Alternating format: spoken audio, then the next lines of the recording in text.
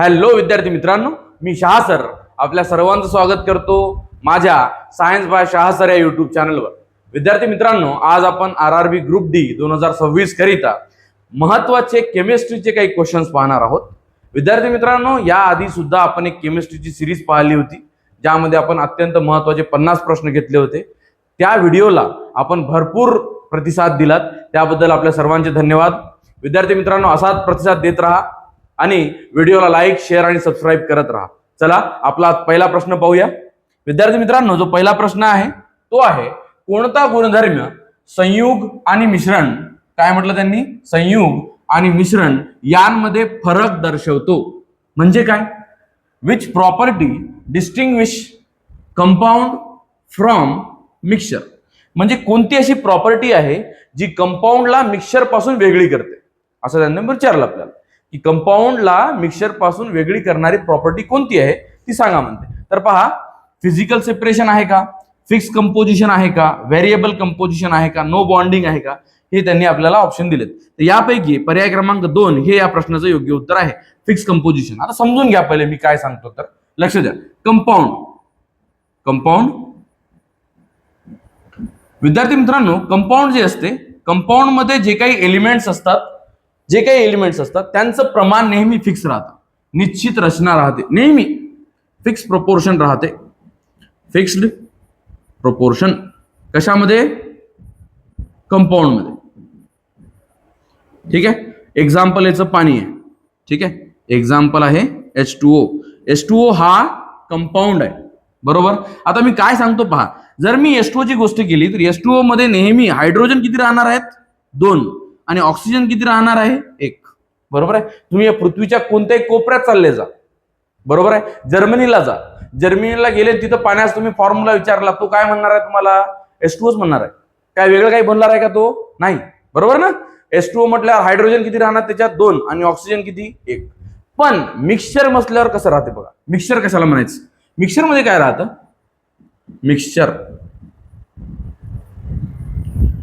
Mixture मध्ये proportion fix राहत नाही, काय म्हणायचं त्याला, व्हेरिएबल कंपोजिशन राहते, व्हेरिएबल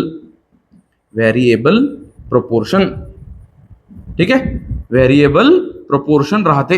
व्हेरिएबल प्रोपोर्शन म्हणजे काय, आता याचं एक्झाम्पल नाही का, मराठीत लक्षात ठेवा, भेळ म्हणतो मी, भेळ माहिती आहे ना, भेळ मध्ये मुरमुरे असते, पोहे असते, बरोबर आहे, मग ते गोड पाणी असते, त्याच्यात तिखट पाणी सुद्धा असते, कांदा असते, टमाटे असते, बरोबर आहे। पण मला एक सांगा, तुम्ही वेगवेगळ्या दुकानावर गेल्यावर भेळच्याच, पण त्यांची चव जी आहे ती वेगवेगळी लागते की नाही तुम्हाला, आणि त्यांच्यामध्ये कोणी पोहा जास्त टाकतो, कोणी पोहा कमी टाकतो, कोणी मुरमुरे जास्त टाकते तर कोणी मुरमुरे कमी टाकते, कळालं। म्हणजे प्रोपोर्शन फिक्स राहते का, नाही। तर मिक्सचर मध्ये प्रोपोर्शन फिक्स राहत नाही, कंपाऊंड मध्ये प्रोपोर्शन फिक्स बदलत नाही, कळालं। तर हे महत्वाचा फरक होता कोणामधला, कंपाऊंड आणि मिक्सचर मधला। नंतर हे व्हेरिएबल कंपोजिशन हे कोणाबद्दल होतं, मिक्सचर बद्दल। फिजिकल सेपरेशन आपण याला वेगळं करू शकतो रे मिक्सचरला, पण कंपाऊंड मधल्या दोन गोष्टींना आपण असंच वेगळं करू शकत नाही, कळालं। बॉन्डिंग, नो बॉन्डिंग म्हटलं त्यांनी, नो बॉन्डिंग कोणामध्ये राहते, मिक्सचर मध्ये बॉन्डिंग राहत नाही आपापसात। पण H2O पाणी जर का पाहिलं आपण, पाणी काय आहे, कंपाऊंड मध्ये ते हायड्रोजन आणि ऑक्सिजन यांच्यामध्ये काय आहे, बॉन्डिंग आहे, कळालं सर्वांना। म्हणून या प्रश्नाचं जे योग्य उत्तर होतं पर्याय क्रमांक बी हे होतं। चला पुढच्या प्रश्नाकडे जाऊया। विद्यार्थी मित्रांनो, जो आपला पुढचा प्रश्न आहे तो आहे, खालीलपैकी कोणते आयन पाण्याच्या हार्डनेस साठी जबाबदार असते। Which of the following ion are responsible for hardness of water. Hardness साठी, पाण्याच्या हार्डनेस साठी रिस्पॉन्सिबल असणारे आयन्स कोणते, दोनच आयन आहेत ज्यांच्यामुळे पाणी हे हार्ड होतं, ते आहे कॅल्शियम आणि मॅग्नेशियम। कोणकोणते, कॅल्शियम आणि मॅग्नेशियम, या दोन आयन्स मुळे पाणी हे कसं होतं, हार्ड होते, कळालं। सोडियम मॅग्नेशियम नाही, सोडियम कॅल्शियम सुद्धा नाही, पोटॅशियम कॅल्शियम सुद्धा नाही। तर मग उत्तर काय याचं, कॅल्शियम अँड मॅग्नेशियम। तुम्हाला सांगतो महत्वाचे 4 कंपाऊंड असतात बघा, एक असतो कॅल्शियम क्लोराइड, कॅल्शियम सल्फेट, नंतर मॅग्नेशियम क्लोराइड आणि मॅग्नेशियम सल्फेट, हे 4 कंपाऊंड आहेत। या 4 कंपाऊंड मुळेच हार्डनेस येते कुणाला? पाण्याला. पाणी हार्ड होते. या चौघांपैकी कोणता जरी एखादा पदार्थ या चौघांपैकी पाण्यामध्ये असला तर ते पाणी हार्ड झालं. कळलं? मग हार्डनेस रिमूव्ह करण्यासाठी वेगवेगळ्या मेथड्स आहेत, ते 11वीच्या पुस्तकामध्ये दिलेल्या आहेत. चला पुढच्या प्रश्नाकडे जाऊया. पुढचा प्रश्न आहे विद्यार्थी मित्रांनो, ऊर्ध्वपातनाचे उदाहरण कोणते? म्हणजे काय? Example of sublimation. सबलिमेशनचं एक्झाम्पल त्यांनी आपल्याला विचारलं. सबलिमेशनचं एक्झाम्पल आहे विद्यार्थी मित्रांनो पर्याय क्रमांक 3 कॅम्फर टू वेपर. तुम्हाला पहिले सबलिमेशन कशाला म्हणतात ते सांगतो. सॉलिड. सॉलिड म्हणजे काय? घन. बरोबर. सॉलिडचं रूपांतर डायरेक्ट गॅसमध्ये होणं. सॉलिडचं डायरेक्ट रूपांतर कशामध्ये होणं? गॅस. गॅस म्हणजेच काय? वायूमध्ये होणं. या प्रक्रियेला सबलिमेशन म्हणतात. काय म्हणतात? सबलिमेशन. सॉलिड पाहिजे, सॉलिड पासून डायरेक्ट काय बनला पाहिजे? वायू बनला पाहिजे. कॅम्फर. कॅम्फर म्हणजे सर्वांनाच माहिती आहे, बरोबर. कापूर. कापूर आपण काय करतो? जर तुम्ही मोकळा जरी ठेवला कापूर, ते जे वरचं जे कापड आहे ते काढून टाकायचं. कापड म्हणताय मी, पॉलिथिन जे काही राहते ते काढलं आपण आणि असं हवेत ठेवलं तर एक दिवस किंवा मग तेव्हा 15-20 मिनिटं म्हणा किंवा अर्धा एक घंटा म्हणा, तो हळूहळू काय होतो? उडून जातो की नाही? तुम्ही पाहिलं असं डांबर गोळी माहिती आहे? डांबर गोळी. डांबर गोळी सुद्धा आपण कपड्यात ठेवतो, हळूहळू हळूहळू ती काय होते? चालली जाते, उडून जाते. बरोबर आहे. म्हणजे ते सुद्धा एक्झाम्पल कशाचं आहे? सबलिमेशनचं आहे. म्हणजे सॉलिडचं डायरेक्ट रूपांतर होत आहे कशामध्ये? वायूमध्ये. आता दुसरं आईस टू वॉटर म्हटलं त्यांनी. आईस टू वॉटर म्हणजे काय? मेल्टिंग होते. घनाचं रूपांतर द्रवामध्ये होत आहे म्हणजे काय? ते मेल्टिंग. वॉटरचं रूपांतर स्टीम. वॉटरचं स्टीम होणं म्हणजे पाण्याची वाफ होणं, म्हणजे त्याला आपण इव्हॅपोरेशन म्हणतो. बरोबर आहे. मिल्क बॉइलिंग हे सुद्धा इव्हॅपोरेशन आहे. मिल्क म्हणजे काय? लिक्विड आहे आणि त्याला बॉईल करत आहोत आपण, इव्हॅपोरेशनचं एक्झाम्पल आहे. कळालं सर्वांना? तर सबलिमेशनचं एक्झाम्पल होतं पर्याय क्रमांक 3 कॅम्फर टू वेपर. पुढचा प्रश्न पहा विद्यार्थी मित्रांनो. पुढचा प्रश्न आहे खालीलपैकी कोणता ऍसिडिक ऍसिडचा नैसर्गिक स्रोत आहे? नैसर्गिक स्रोत विचारला त्यांनी आपल्याला. कशाचा? ऍसिटिक ऍसिडचा. ऍसिटिक ऍसिडचा नॅचरल सोर्स त्यांनी आपल्याला विचारला. ऑरेंज आहे का? लेमन आहे का? विनेगर आहे का? टॅमरिंड आहे? पर्याय क्रमांक 3 विनेगर हा त्याचा काय आहे? नॅचरल सोर्स आहे. कोणाचा? Acetic acid. पहिले तर पहा, ऍसिटिक ऍसिडचा जे फॉर्म्युला आहे तो आहे CH3COOH. म्हणजे काय? Acetic acid. ऍसिटिक ऍसिडचं जे दुसरं नाव आहे ते आहे इथॅनॉइक ऍसिड. इथॅनॉइक ऍसिड हे कोणाचं नाव आहे? ऍसिटिक ऍसिडचं नाव आहे. कळालं सर्वांना? CH3COOH त्याचा काय आहे? फॉर्म्युला आहे. इथॅनॉइक ऍसिड त्याचा IUPAC नेम आहे. ऍसिटिक ऍसिड म्हणतात आणि त्याला दुसरं नाव व्हिनेगर सुद्धा आहे. व्हिनेगर हे प्रिझर्वेटिव्ह म्हणून वापरलं जातं. व्हिनेगरचा उपयोग काय म्हणून केला जातो? प्रिझर्वेटिव्ह. प्रिझर्वेटिव्ह म्हणजे काय रे? आपण पहा, आपल्या घरी लोणचे राहतात. लोणच्यामध्ये पहिले काय टाकायचे? मीठ टाकायचे. मिठामुळे काय होते की ते लोणचं जे आहे जास्त काळापर्यंत टिकून राहते.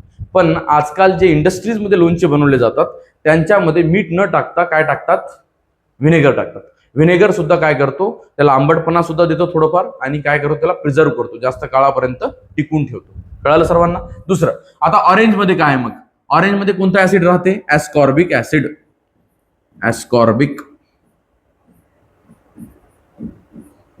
ऍस्कॉर्बिक ऍसिड म्हणायच्या ऐवजी आम्ल म्हणू आपण मराठीत. बरोबर आहे?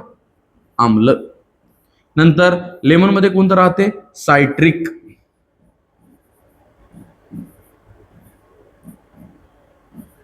सायट्रिक आम्ल राहते. कशामध्ये? लेमन मध्ये. टॅमरिंड म्हणजे चिंच. चिंचामध्ये टारटारिक.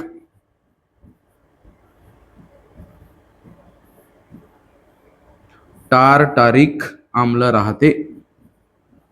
कळालं सर्वांना? बघा, आपण डिटेलमध्ये या प्रश्नाचं उत्तर पाहिले आहेत सर्वांना लक्षात ठेवायचं आहे. आणि हे नोट्स म्हणून लिहून ठेवत चला प्रश्नांसोबत. चला पुढच्या प्रश्नाकडे जाऊया. पुढचा प्रश्न आहे विद्यार्थी मित्रांनो, टिंडल परिणाम कोण दाखवतो? म्हणजे Tyndall effect is shown by. विद्यार्थी मित्रांनो, या प्रश्नाच्या पूर्वी तुम्हाला काही महत्त्वाची गोष्ट सांगणं आहे. ती म्हणजे हे की तुम्ही जेव्हाही व्हिडिओ पाहत असाल तर सोबत एक नोटबुक ठेवा. त्या नोटबुकमध्ये तुम्हाला जे काही महत्त्वाच्या गोष्टी यात वाटत आहेत त्या गोष्टी लिहत चला, नोट्स काढत चला आणि प्रश्नही पाहत चला. कळालं? आणि तुम्हाला हा व्हिडिओ उपयोगी वाटत असेल, तुम्हाला आवडत असेल तर चॅनलला लाईक, शेअर आणि सबस्क्राईब करायला विसरू नका. आणि तुम्ही शेअर केलं तर काय होईल? दुसरे कोणी विद्यार्थी असतील जे अभ्यास करणार असतील त्यांना याचा फायदा होईल. म्हणून आपल्या विद्यार्थी मित्रांना असो, कोणी जे अभ्यास करत असतील त्यांना शेअर करत चला. ठीक आहे, तुम्हाला आवडत असेल तरच करा. चला मग आता टिंडल इफेक्ट म्हटलं कोण दाखवते, तर टिंडल इफेक्ट दाखवते कोलॉइड्स. कोण दाखवतात? कोलॉइड्स. आता कोलॉइड कशाला म्हणायचं, एखाद्या एक्झाम्पल मार्फत कोलॉइड समजू तुम्हाला. कोलॉइड म्हणजे काय रे, तर स्टार्च असतं का, स्टार्च, स्टार्च प्लस वॉटर यांचं सोल्युशन, स्टार्च प्लस वॉटर यांचं सोल्युशन म्हणजे कोलॉइड निर्माण होते. आता स्टार्च म्हणजे काय तुम्हाला सांगतो, एखादं आपण मक्याचं पीठ घ्यायचं, मक्याचं पीठ कॉर्न फ्लोअर म्हणतो आपण त्याला, ते घ्यायचं, वाटीत पाणी घ्यायचं, पाण्यामध्ये ते कॉर्नफ्लोअर टाकायचं, त्याला व्यवस्थित काय करायचं, मिक्स करून घ्यायचं. त्यानंतर ते पूर्ण व्हाईट सोल्युशन बनते की नाही, बरोबर आहे. ते व्हाईट सोल्युशन जे आता बनलं ते बनलं काय, कोलॉइड. आणि हे कोलॉइड काय करते, टिंडल इफेक्ट दाखवते. आता टिंडल इफेक्ट म्हणजे काय, तुम्ही कधी पाहिलं असेल रे, आपण एखाद्या अंधार असणाऱ्या रूम मध्ये बसून आहोत. ठीक आहे, अंधार आहे रूम मध्ये आणि त्या रूमला एक खिडकी आहे, त्या खिडकीला थोडीशी एक फट आहे आणि त्या फटेमधून काय येत आहे, सूर्यप्रकाश येत आहे. तर त्या सूर्यप्रकाशामध्ये तुम्हाला कण दिसतात की नाही वेगवेगळे असे, आपण लहानपणापासून पाहत आलो. तर ते जे दिसत आहे का आपल्याला, दॅट इज टिंडल इफेक्ट. कळालं. दुसरं एखादं एक्झाम्पल, तुम्ही नाही का पावसाळ्यात भरपूर चांगला पाऊस पडला, हिरवगार जंगल झालं, त्या जंगलात फिरायला गेले तुम्ही, जंगलामध्ये तुम्ही दाट हिरवं असे झाडं जे आहेत त्या झाडांमध्ये तुम्ही गेले, त्यावेळेस जो प्रकाश येतो का, सूर्यप्रकाश, सूर्यप्रकाश जेव्हा येतो तेव्हा ते तिथं लाईट कसा दिसतो त्या प्रकारे, तो सुद्धा काय आहे, टिंडल इफेक्ट आहे. म्हणजे उजेड येणं, एखाद्या दरवाजाच्या किंवा खिडकीच्या फटीमधून लाईट येणं, प्रकाश येणं, आणि जंगलामध्ये सुद्धा पानांच्या आडांमधून प्रकाश येणं, हे सुद्धा कशाचा प्रकार आहे, एक्झाम्पल आहे, टिंडल इफेक्टचं एक्झाम्पल आहे. आणि टिंडल इफेक्ट कोण दाखवते विद्यार्थी मित्रांनो, कोलॉइड्स दाखवतात. चला पुढच्या प्रश्नाकडे जाऊया विद्यार्थी मित्रांनो. जो आपला पुढचा प्रश्न आहे तो आहे, पास्कल हे कोणाचे एसआय एकक आहे. Pascal is an SI unit of, SI unit विचारलं आपल्याला की पास्कल हे एसआय युनिट आहे म्हणते, पण कशाचं, तर हे आहे प्रेशरचं. प्रेशरचं म्हणजे दाबाचं जे एसआय एकक असतं ते काय असतं, पास्कल असतं. पण तुम्हाला अजूनही महत्वाच्या गोष्टी सांगतो, दाब जे असते या दाबाचे अजूनही काही एकक आहेत. एसआय एकक नसेल पण दुसरे युनिट सुद्धा आहेत त्याचे. एक आहे बार, नंतर दुसरा आहे एटीएम, अजून आहे न्यूटन पर मीटर स्क्वेअर. ठीक आहे, हे युनिट्स आहेत कोणाचे, प्रेशरचे. आणि अजून काय होतं, पास्कल. पास्कलला PA न डिनोट करतात विद्यार्थी मित्रांनो, लक्षात ठेवा. हे सगळे युनिट झालेत कोणाचे, दाबाचे, प्रेशरचे. नंतर कोणी विचारलं की एनर्जीचं युनिट काय, तर एनर्जीचं एसआय युनिट आहे जूल, आपण जे न डिनोट करतो त्याला. फ्रिक्वेन्सीचं हर्ट्झ, हर्ट्झला आपण कशा डिनोट करतो, SZ न डिनोट करतो. आणि फोर्सचं एसआय युनिट काय आहे, न्यूटन, न्यूटनला आपण कशा डिनोट करतो, N न न्यूटन करतो. ठीक आहे, न्यूटन हे फोर्सचं युनिट झालं, हर्ट्झ हे फ्रिक्वेन्सीचं, आणि जूल हे एनर्जीचं, आणि प्रेशरचं एसआय युनिट काय आहे, पास्कल आहे. या प्रश्नाचं योग्य उत्तर होतं पर्याय क्रमांक 2, प्रेशर, दाब. विद्यार्थी मित्रांनो, आपल्या चॅनलचं नाव आहे सायन्स बाय शाह सर, सगळ्यांनी सबस्क्राईब करायला विसरायचं नाहीये. चला पुढच्या प्रश्नाकडे जाऊया. पुढचा प्रश्न आहे विद्यार्थी मित्रांनो, क्विकलाइम पाण्याशी अभिक्रिया करून काय तयार करते. Quicklime react with water to form. Quicklime जेव्हा पाण्यासोबत रिॲक्ट करते, स्लॅक लाईम बनवते. काय बनवते, स्लेक लाईम. आता काय म्हणायचं बघा, क्विकलाइम कशाला म्हणतात, क्विकलाइम म्हणजे विद्यार्थी मित्रांनो होते कॅल्शियम ऑक्साईड. काय होते, कॅल्शियम ऑक्साईड. याला आपण कॅल्शियम ऑक्साईड म्हणतो. ठीक आहे, कॅल्शियम ऑक्साईड. याची अभिक्रिया कोणासोबत होत आहे, पाण्यासोबत, H2O. जेव्हा याची अभिक्रिया पाण्यासोबत होते तेव्हा हा काय बनवतो, CaOH/2. याला आपण काय म्हणतो, कॅल्शियम हायड्रॉक्साईड. कॅल्शियम हायड्रॉक्साईड बनतो, कॅल्शियम हायड्रॉक्साईड बनतो. आणि या कॅल्शियम हायड्रॉक्साईडलाच और दुसरं नाव आहे स्लेक लाईम. कळालं, म्हणजे क्विक लाईम सोबत पाण्याची अभिक्रिया झाली तर स्लेक लाईम आपल्याला भेटतो. कळालं रिॲक्शन कळाली सर्वांना. त्यानंतर लाईमस्टोन कशाला म्हणतात कोणी विचारलं तर म्हणायचं लाईमस्टोन म्हणजे कॅल्शियम कार्बोनेट असतो, CaCO3. CaCO3 म्हणजे काय, लाईमस्टोन. ठीक आहे, क्लोराइड ऑफ लाईम वेगळंच आहे, चॉक पावडर म्हणजे वेगळंच. ठीक आहे, पर्याय क्रमांक 2 हे या प्रश्नाचं योग्य उत्तर होतं. सर्वांना कळत आहे. उपयोगी वाटत असेल तर लाईक आणि शेअर करत चला. चला पुढच्या प्रश्नाकडे जाऊया. विद्यार्थी मित्रांनो, जो पुढचा प्रश्न आहे आपला तो आहे आम्ल पर्जन्याची पीएच व्हॅल्यू किती असते? म्हणजे काय, what is the pH value of acid rain? पहिला पर्याय दिला त्याने लेस दॅन 5.6 म्हणजे 5.6 पेक्षा कमी, नंतर दिला 5.6 पेक्षा जास्त, 7 बरोबर, 7 पेक्षा जास्त. आता बघा, तुम्हाला एक महत्वाची गोष्ट सांगतो, पीएच जर 7च्या बरोबर असेल तर तो न्यूट्रल असतो. बरं, ते जे काही असेल ते न्यूट्रल असेल. ठीक आहे, न्यूट्रल असेल. नंतर हे चौथं पी काय म्हटलं त्यांनी, पीएच जो आहे तो 7 पेक्षा मोठा आहे म्हटलं त्यांनी. बरोबर आहे, इथं बरोबर दाखवलं ना मी. तर तो काय असतो, तो बेस असतो. तो काय असतो, बेस. म्हणजे परसरळ हे आणि हा पर्याय 100% नाही, कारण त्यांनी काय म्हटलं आपल्याला, आम्ल पर्जन्य, ऍसिड रेन, नावातच ऍसिड आहे. ऍसिड म्हटल्यावर पीएच हा 7 पेक्षा कमी असला पाहिजे. मग आता दोन ऑप्शन दिसत आहे, लेस दॅन 5.6 आणि ग्रेटर दॅन 5.6. मग याचं उत्तर यायला पाहिजे लेस दॅन 5.6. 5.6 पेक्षा जर का त्याची व्हॅल्यू, पीएच ची व्हॅल्यू कमी असेल तेव्हाच त्याला आपण ऍसिड रेन म्हणू शकतो. आणि त्याचा प्रादुर्भाव भयंकर पडतो. कशावर? तर पिकांवर सुद्धा, मोठ्या मोठ्या मोन्युमेंट्सवर सुद्धा. ताजमहल बघा, त्याच्यावर भेगा पडल्यात. कशामुळं? ऍसिड रेनमुळं. पिकं जळतात. कशामुळं? ऍसिड रेनमुळं. कळालं? चला, तर या प्रश्नाचं जे योग्य उत्तर होतं लेस दॅन 5.6. ऍसिड असल्यावर काय असते, पीएच हा 7 पेक्षा कसा असतो, कमी असतो. PH is less than 7. कळालं? चला, या प्रश्नाचं उत्तर होतं पर्याय क्रमांक 1. पुढच्या प्रश्नाकडे जाऊया. पुढचा प्रश्न आहे विद्यार्थी मित्रांनो, यापैकी कोणते समरूपी मिश्रण नाही? प्रश्न विचारला त्याने. समरूपी म्हणजे काय? होमोजिनस मिक्सचर काय पैकी नाही म्हणते, not a homogeneous mixture. Homogeneous mixture कोणतं नाही आहे? सॉइल नाही आहे, माती हे होमोजिनस मिक्सचर नाही आहे. एअर, अलॉय आणि मिल्क हे तिन्ही काय आहेत? होमोजिनस मिक्सचर आहेत. होमोजिनस मिक्सचर आहेत. मिक्सचरचे दोन प्रकार होतात, होमोजिनस मिक्सचर आणि हेटेरोजिनस मिक्सचर. त्यापैकी एअर, अलॉय आणि मिल्क हे होमोजिनस मिक्सचर आहेत. सॉइल हे हेटेरोजिनस मिक्सचर आहे. कळालं? चला, पुढच्या प्रश्नाकडे जाऊया. विद्यार्थी मित्रांनो, पुढचा प्रश्न आहे, खालीलपैकी कोणत्या अल्कोहोलला वूड स्पिरिट, काय वूड स्पिरिट म्हणून ओळखले जाते? Which alcohol is known as wood spirit? Wood spirit म्हणतात मिथिल अल्कोहोलला. कशाला म्हणतात?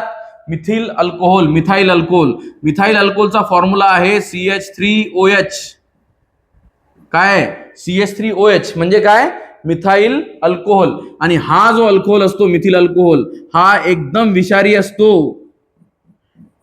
तुम्हाला माहित आहे, बिहारमध्ये मागे, मला आठवत नाही, 1-2 वर्षापूर्वीची घटना आहे वाटते, की खूप लोक जे आहे दारू पिऊन मेले होते. बरोबर आहे. त्या लोकांनी इथिल अल्कोहोल पिण्याच्या ऐवजी काय पिलं होतं? मिथिल अल्कोहोल पिलं होतं. मिथिल अल्कोहोल हे अत्यंत विषारी असते, यामुळे लोक दगावले तिथचे. बरोबर आहे, म्हणजे ते विषारी आहे म्हणूनच मेलेत. बरोबर. तर वूड स्पिरिट कशाला म्हणतात? CH3OH, मिथाइल अल्कोहोलला म्हणतात. मिथाइल अल्कोहोलचा फॉर्म्युला झाला CH3OH आणि तो कसा असतो? विषारी. आता इथाइल अल्कोहोल बद्दल पहा, काही महत्त्वाची गोष्ट सांगतो. इथाइल अल्कोहोल म्हणजे काय? CH3 CH2OH हा झाला फॉर्म्युला कोणाचा? इथाइल अल्कोहोलचा. इथाइल अल्कोहोलचं दुसरं नाव झालं इथॅनॉल. काय नाव आहे त्याचं दुसरं नाव? इथॅनॉल सुद्धा आहे. अजून तिसरं नाव काय आहे त्याला? त्याला म्हणतात ग्रेन अल्कोहोल. ग्रेन अल्कोहोल म्हणजे धान्यापासून मिळणार अल्कोहोल. कळालं? आणि लोक जे दारूच्या माध्यमातून पितात ते इथिल अल्कोहोलच पितात. त्यानंतर इथिलीन ग्लायकॉल. इथिलीन ग्लायकॉल जे आहे हे एका प्रकारचा डायॉल आहे. डायॉल म्हणजे त्याच्यामध्ये 2 अल्कोहोल ग्रुप राहतात, असा तो आहे. आणि इथिलीन ग्लायकॉलचा उपयोग जो आहे तो पॉलिमर इंडस्ट्रीमध्ये होतो. पॉलिमर बनवण्यासाठी त्याचा उपयोग होतो. ग्लिसरॉल. ग्लिसरॉलला दुसरं नाव ग्लिसरीन आहे. ग्लिसरीन माहिती आहे सर्वांना? ग्लिसरीन.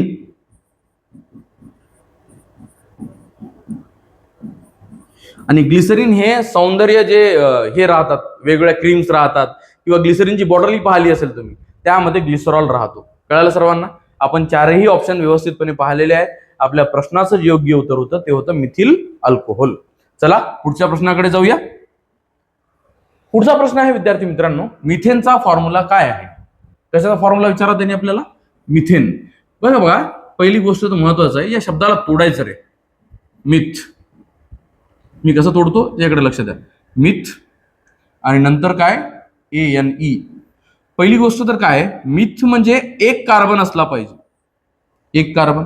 आणि एन म्हणजे काय, त्याच्यामध्ये सगळे सिंगल बॉन्ड असले पाहिजे. काय असले पाहिजे, सिंगल बॉन्ड असले पाहिजे.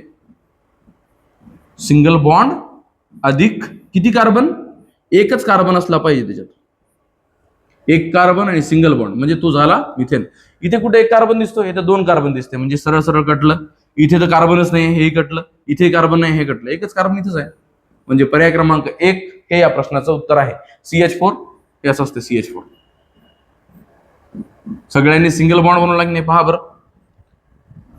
प्रत्येक हायड्रोजननी, बरोबर आहे, प्रत्येक हायड्रोजननी कार्बन सोबत कोणता बॉन्ड बनवला, सिंगल बॉन्ड बनवला. कळालं, हे होतं मिथेनचा फॉर्म्युला. पुढच्या प्रश्नाकडे जाऊया. पुढच्या प्रश्नाकडे जाण्याच्या पूर्वी विद्यार्थी मित्रांनो, तुम्हाला व्हिडिओ उपयोगी वाटत असेल, आवडत असेल तर चॅनलला लाईक, शेअर आणि सबस्क्राईब करायचं आहे. चला पुढचा प्रश्न पहा. खालीलपैकी कोणत्या शास्त्रज्ञाने 2 वेळा नोबेल पारितोषिक जिंकले आहे आणि रेडिओ ऍक्टिव्हच्या शोधात महत्वाची भूमिका बजावलेली आहे? आता बघा, त्यांनी काय म्हटलं, 2 वेळा नोबेल प्राइज जिंकलेला आहे आणि नंतर काय म्हटलं, रेडिओ ऍक्टिव्हिटीच्या कन्सेप्टमध्ये महत्वाचा रोल प्ले केलेला आहे. 4 ऑप्शन दिलेले आहेत.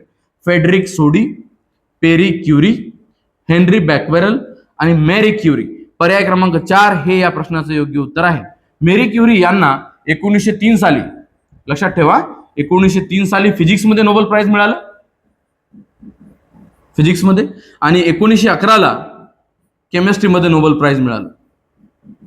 ठीक आहे, लक्षात ठेवा, 1911 आणि 1903 असे 2 नोबेल प्राइज त्यांना मिळालेले आहेत. कोणाला, मेरी क्युरी. त्यानंतर मेरी क्युरी, त्यांचे हजबंड पेरी क्युरी आणि त्यांची मुलगी, ही जगामधली एकमात्र अशी फॅमिली आहे, एकमात्र असं कुटुंब आहे ज्या पूर्ण कुटुंबाला नोबेल प्राइज मिळालेला आहे. मेरी क्युरीला सुद्धा, त्यांच्या हजबंड म्हणजे पेरी क्युरीला सुद्धा आणि त्यांच्या मुलीला, या तिघांनाही नोबेल प्राइज मिळालेलं आहे. ही पूर्ण जगामधली एकमात्र अशी फॅमिली आहे ज्या फॅमिलीला काय मिळालेलं आहे, नोबेल प्राइज मिळालेला आहे. विद्यार्थी मित्रांनो, चला पुढच्या प्रश्नाकडे जाऊया. पुढचा प्रश्न आहे विद्यार्थी मित्रांनो, हा जो प्रश्न आहे आपला, हा या सेशन मधला शेवटचा प्रश्न आहे. पहा, मार्श गॅस आहे, Marsh gas is. Marsh gas कशाला म्हणतात, मिथेनला म्हणतात, सल्फर डायऑक्साइडला म्हणतात, नायट्रोजनला म्हणतात की कार्बन मोनॉक्साइडला म्हणतात? पर्याय क्रमांक 1 मिथेनलाच काय म्हणतात, मार्श गॅस असं म्हटलं जातं. कुणाला, बोला, कुणाला म्हटलं जातं मार्श गॅस? मार्श गॅस मिथेनला म्हटलं जातं. आणि मिथेनचा फॉर्म्युला काय आहे, CH4. बरोबर, आताच पाहिला आपण. CH4 कार्बन 1 असतो, हायड्रोजन 4 असतात. बरोबर आहे. मिथेन हा ज्वलनशील आहे, आग पकडतो. मिथेन हा काय म्हणतो त्याला आपण, गोबर गॅस मध्ये सुद्धा राहतो. गोबर गॅसचा मेन कंपोनंट आहे कोण, मिथेन. सल्फर डायऑक्साइड हा हवेचं प्रदूषण करतो. नायट्रोजन हा हवेमधला मुख्य घटक आहे. जास्तीत जास्त आपल्या आजूबाजूच्या हवेमध्ये सर्वात जास्त गॅस कोणता आहे, नायट्रोजन. कार्बन मोनॉक्साइड हा इनकम्प्लीट कंबशन जर एखाद्या वस्तू झालं तर निर्माण होतो. इनकम्प्लीट कंबशन म्हणजे काय, एखादी वस्तू आपण जाळत आहोत आणि त्याला जाळताना ऑक्सिजन कमी मिळालं, त्यामुळे ती वस्तू पूर्ण न जळाली, त्यावेळेस जो धुवा म्हणजे धुपड बाहेर पडते ते असते कार्बन मोनॉक्साइड. आणि हा अतिशय विषारी असतो. कळलं, कार्बन मोनॉक्साइड हा काय म्हणतो त्याला, कार्बन डायऑक्साइड पेक्षाही खतरनाक आहे. Carbon monoxide has higher affinity toward haemoglobin. Haemoglobin हा लवकर पकडतो कार्बन मोनॉक्साइडला as compare to oxygen. Oxygen पेक्षाही जास्त तीव्रतेने पकडण्याचा प्रयत्न करतो कोण, हिमोग्लोबिन. कोणाला, कार्बन मोनॉक्साइडला. म्हणून कार्बन मोनॉक्साइड पासून दूर राहायचं. कळलं, तर या प्रश्नाचं योग्य उत्तर होतं मिथेन.